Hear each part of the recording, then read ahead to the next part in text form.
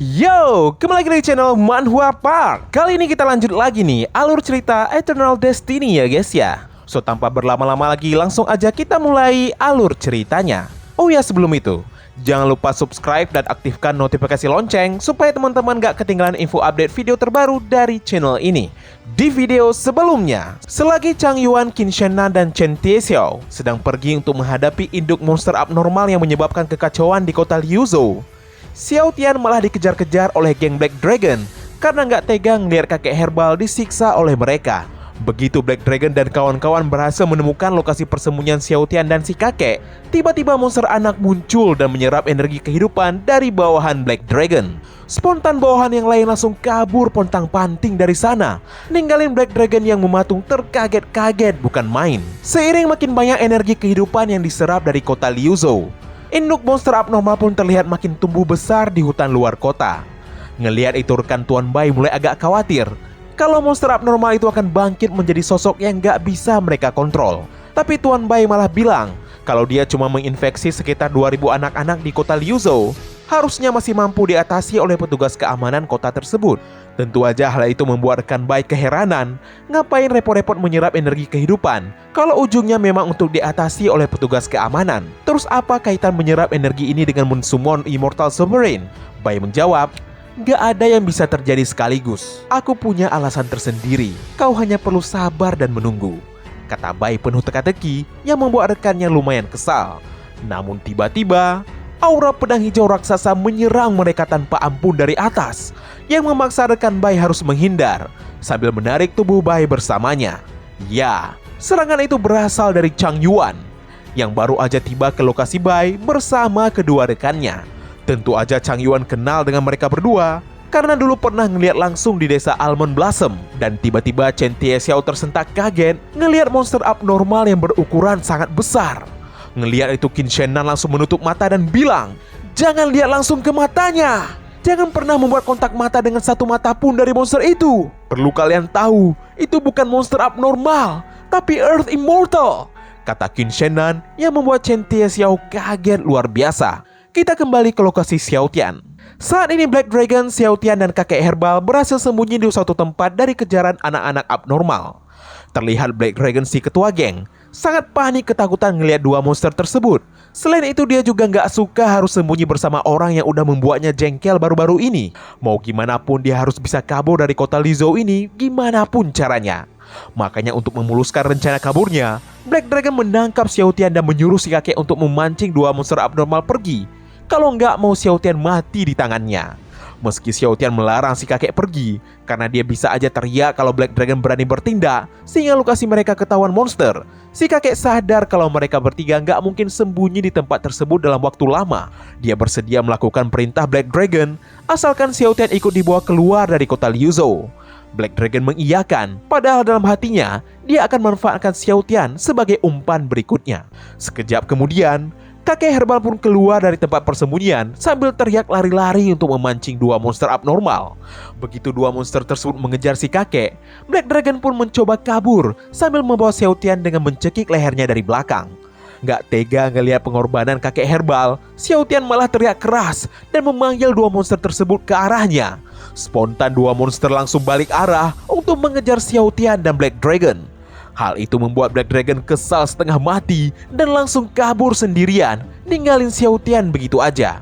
Saat Xiao Tian pasrah akan dilahap energi kehidupannya, tiba-tiba bayangan Cheng Huang milik Immortal Li datang membanting dua monster abnormal tersebut ke tanah dengan sangat keras. Kita kembali ke lokasi Chang Yuan. Kini Qin Shennan pun cerita detail tentang apa itu Earth Immortal. Dari catatan kuno milik sektenya, Immortal itu disebut sebagai Bestower Grandmother. Dia mengambil bentuk entitas ilusi dan ditutupi dengan mata merah padam. 1000 tahun yang lalu, Immortal itu menyebabkan kematian masif bagi manusia. Namun pada akhirnya berhasil disegel oleh pemimpin kota dari keluarga bangsawan. Sang pemimpin membagi tubuh Immortal menjadi ratusan bagian dan menguburnya secara terpisah di berbagai tempat kerajaan Cheng. Menurut Qin Shennan, sepertinya dua sosok abnormal di depan mereka berhasil mengumpulkan semua bagian tubuh Immortal tersebut saat ini. Mendengar itu Chen Tiexiao langsung marah besar. Dia nggak menyangka Tuan Bai selama ini sengaja memperdaya anak-anak untuk membangkitkan Earth Immortal. Mau gimana pun menurut Chen Tiexiao, mereka harus menghentikan dua sosok abnormal tersebut. Sementara itu rekan abnormal Bai yang bernama Yohun, dia merasa heran dengan Bai yang seorang abnormal, tapi tubuhnya rapuh seperti manusia. Bisa-bisanya satu ledakan aura pedang barusan udah membuatnya terluka parah, gak bisa gerak sedikit pun. Bai mengakui dirinya lemah, dan dia pun salah perhitungan. Harusnya mereka gak ketahuan secepat ini. Makanya dia pun meminta Yohun untuk menahan mereka selagi dia gak bisa melakukan apa-apa. Sebelum pertarungan berlangsung, Chen Tiexiao bilang ke Chang Yuan kalau abnormal punya sifat gak bisa mati. Jadi daripada mencoba menghabisi mereka, lebih baik menangkap dan membatasi pergerakan mereka. Apalagi Bai udah terluka parah, jadi menghadapi satunya lagi menurutnya gak akan ada masalah. Namun tiba-tiba Chen Tiexiao dan Chang Yuan tersentak kaget karena ngelihat Yohun malah menebas leher Bai. Yohun bilang, "Kau mau aku menahan mereka? Kau pasti bercanda.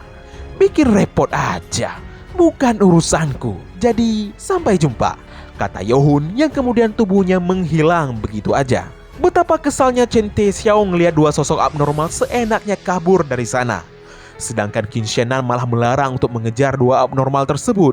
Dia juga udah membakar jimat kesusahan agar memanggil kultivator divisi Chen Gui terdekat untuk membantu mereka. Menurut Qin Shenan, mereka harus fokus dengan Earth Immortal saat ini. Mau gimana pun, Immortal tersebut berada di luar kemampuan mereka untuk mengatasinya. Jadi mereka perlu segera kembali ke kota dan meminta City Lord Li untuk mengontak markas pusat Chen Gui agar mengirimkan lebih banyak bantuan ke kota Liuzhou. Dalam benaknya Chang Yuan mengakui gak bisa melihat apa-apa karena gak boleh menatap Earth Immortal secara langsung. Tapi dengan Divine Sense miliknya, semuanya terlihat jelas kalau Immortal itu memegang erat penggaris di bawahnya. Penggaris itu penuh dengan energi jahat yang dia rasakan sebelumnya dari anak-anak yang berubah menjadi abnormal. Sehingga Chang Yuan yakin kalau anak-anak di kota Liuzhou berubah, pasti karena penggaris tersebut sebagai perantara. Selagi Qin Shenan udah mulai bergerak untuk kembali ke kota Liuzhou, Chen Tiexiao pun mengajak Chang Yuan untuk segera kembali ke kota. Memang energi jahat dari penggaris itu sangat mirip dengan Qi murni yang Chang Yuan cari. Tapi karena ngelihat Qin Shenan dan Chen Tiexiao begitu waspada, Chang Yuan ngerasa kini bukan saatnya untuk mengambil resiko besar. Tapi begitu mereka mulai bergerak, tiba-tiba mula mata besar dari Earth Immortal udah muncul di depan mata Chen Tiexiao yang membuatnya terkaget-kaget luar biasa. Sekarang kita pindah ke hutan berjarak 80 mil dari lokasi Chang Yuan sebelumnya. Terlihat seorang abnormal sedang memakan serigala buruan mentah-mentah, dan dia tersentak karena ngeliat jimat kesusahan muncul di dekatnya. Berhubung jarak jimat yang dibakar nggak terlalu jauh dari lokasinya, orang itu pun bersedia mengeceknya secara langsung. Dan menurut Mimin, sepertinya orang itu juga anggota dari divisi Chen Gui. Kembali ke lokasi Xiao Tian, terlihat bayangan Immortal Li memarahi Xiao Tian karena dia kecewa Xiao Tian berkeliaran ke sana kemari, padahal harusnya cukup tinggal aja di penginapan.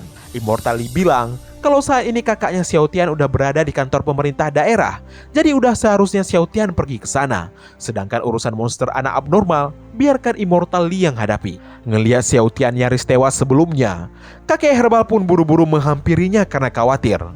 Kakek herbal dan Xiao Tian saling menyalahkan satu sama lain. Menurut mereka udah seharusnya masing-masing pihak nggak boleh sembarangan mengorbankan nyawa sendiri. Tapi yang paling kesal di sini udah pasti adalah Black Dragon.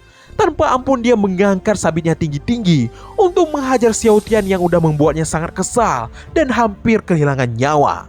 Namun lagi-lagi kakek herbal mengorbankan diri. Dengan sengaja dia buru-buru membalikkan tubuh Xiao Tian, sehingga punggung si kakeklah yang tertancap dengan ganas oleh sabit Black Dragon. Setelahnya Black Dragon pun beranjak pergi dari sana agar bisa segera kabur. Dia meninggalkan kakek herbal yang menindih Xiao Tian dengan punggung bersimbah darah. Betapa syok Xiao Tian ngeliat kakek herbal kini sekarat parah. Mau berapa kali pun Xiao Tian memanggil, si kakek kini sama sekali gak merespon. Dalam keadaan panik bukan main, Xiao Tian mencoba menutup luka di punggung si kakek dengan kedua tangannya sambil bilang, "Kenapa kek? Jangan mati, tolong bertahanlah. Aku akan membawamu ke kakak Chang Yuan. Dia pasti bisa menyelamatkanmu," kata Xiao Tian yang kini tubuhnya gemetar gak karuan. Dengan sisa nyawa di ujung tanduk, akhirnya si kakek menjawab lirih, "Gak apa-apa. Setelah ku pikir-pikir, kau bocah mengingatkanku pada cucuku sendiri. Punya mulut kotor yang sama sepertimu. Gak bisa mengatakan sesuatu. dengan benar. Itulah kata-kata terakhir sang kakek yang kemudian tertidur pulas untuk selamanya. Ngelihat itu Xiao Tian pun tambah panik lagi dan bilang, Tunggu, jangan tidur kek, kakek herbal. Bangun, bertahanlah, cepat bangun, bertahanlah kek. Seiring semua panggilan itu gak direspon oleh sang kakek, ingatan kelam tentang gimana Xiao Tian kehilangan kakek dan neneknya tanpa bisa berbuat apa-apa, bahkan nyaris kehilangan kakaknya, membuat Xiao Tian merasa seperti menjadi beban gak berguna. Kesal kematian lagi-lagi terjadi di depannya tanpa bisa berbuat apa-apa. Xiao Tian pun bilang dengan lantang, Jangan mati, berhenti membuatku merasa seperti wabah. Bangun, kau gak boleh mati. Jangan membuatku merasa seperti aku bukan beban.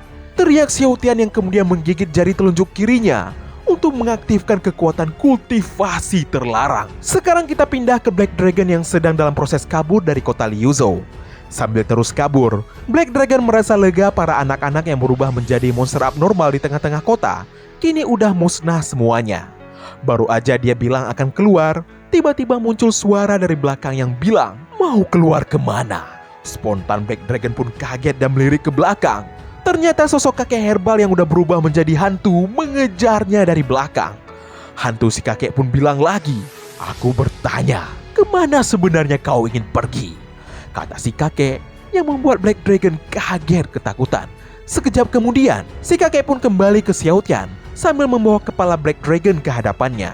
Terlihat jari Xiao Tian yang putus dan mengucurkan banyak darah menjadi sumber energi bagi hantu si kakek. Xiao Tian yang udah sangat lemas bertanya, apa iya sosok di depannya masih kakek herbal? Tentu aja, Master, jawab si kakek dengan senyum iblisnya, di mana di dahinya ada jari Xiao Tian yang dia korbankan tadi.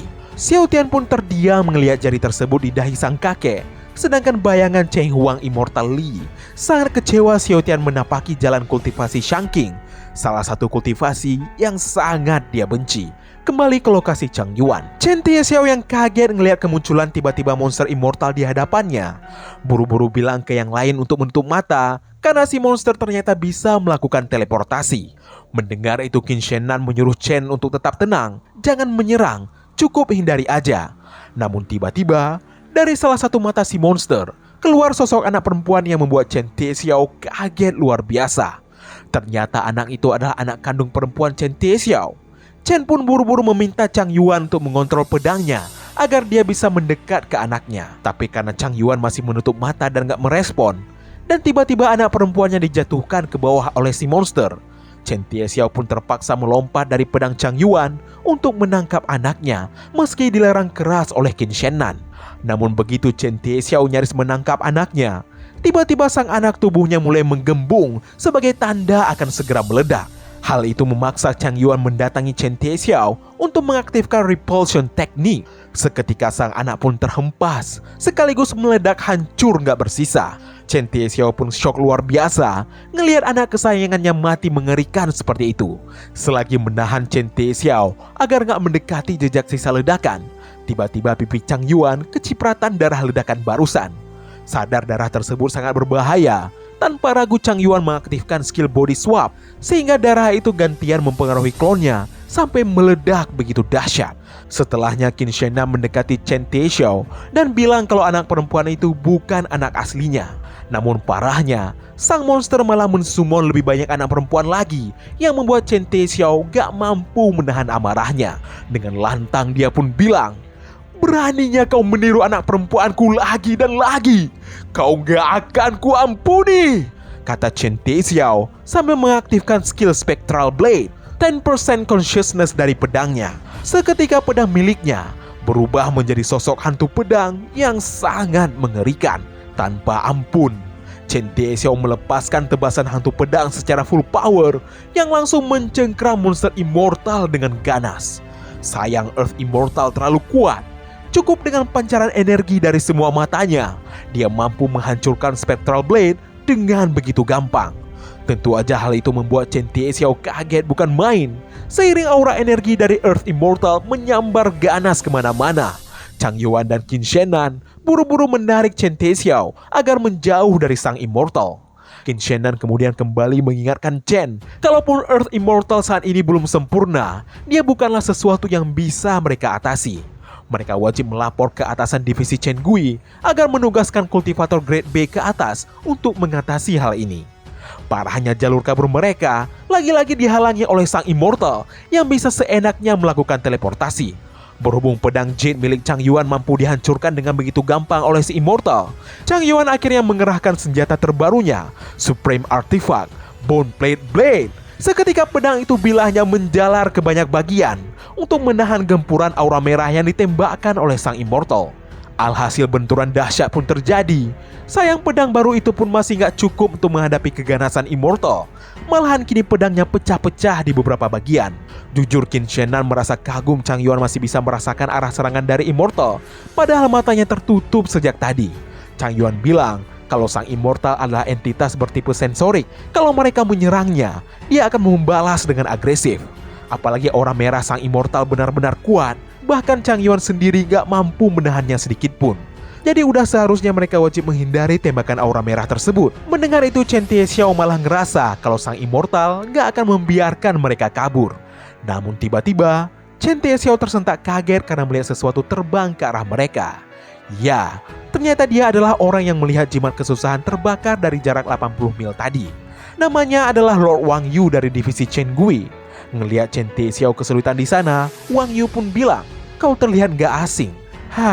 Ternyata kau ya Chen Tiexiao sang Black Demon. Apa kau terjebak di sini karena bola mata besar itu? Sambil tersenyum lega, Chen Tiexiao mengiyakan. Dan dia segera meminta Lord Wang Yu untuk membantu mereka. Tapi, Wang Yu malah bilang kalau dia bersedia membantu asalkan Chen Tiexiao mau membayarnya dengan 1000 poin prestasi. Dengan tegas Wang Yu bilang, "Apa kau nggak paham peraturan divisi? Kenapa juga aku harus membahayakan nyawaku secara gratis?" Kata Wang Yu yang membuat Chen Tiexiao terdiam kaget. Bagi Chen Tiexiao, 1000 poin prestasi itu terlalu banyak. Apalagi dia cuma punya 100 poin atas nama dirinya. Mendengar itu Wang Yu pun bilang kalau urusan ini dia nggak akan ikut campur dan ingin segera pamit dari sana. Namun tiba-tiba, monster Immortal berhasil teleportasi ke depan Wang Yu yang membuatnya tersentak kaget. Dia pun tambah kaget lagi karena ibu kandungnya tiba-tiba keluar dari salah satu bola mata monster tersebut. Padahal Wang Yu tahu persis kalau ibunya udah meninggal lebih dari 10 tahun yang lalu. Kesal ngelihat si monster memainkan perasaannya, tanpa ragu Wang Yu langsung menghancurkan sosok ibu yang muncul di hadapannya menggunakan lengan yang keluar dari dadanya. Lalu kemudian Wang Yu bilang dengan tegas, "Satu-satunya keluarga yang kupunya adalah ibuku. Apa kau berusaha meniru orang paling penting bagi siapapun yang menatapmu? Apa kau pikir aku, Wang Yu, akan terguncang semudah itu? Menggunakan trik psikologis lemah seperti ini? Apa kau pikir sedang berhadapan dengan bocah? Namun tiba-tiba Chen Tiexiao teriak, "Lord Wang Yu, cepat menghindar! Kau gak boleh menyentuh dia!" Seketika darah merah yang keluar dari sosok ibu palsu barusan terbang ke arah Wang Yu dengan begitu cepat sehingga membuatnya kaget bukan main. Wang Yu buru-buru memotong lengan di dadanya yang kini mulai menggembung ganas sehingga dia berhasil selamat dari ledakan dahsyat yang terjadi setelahnya.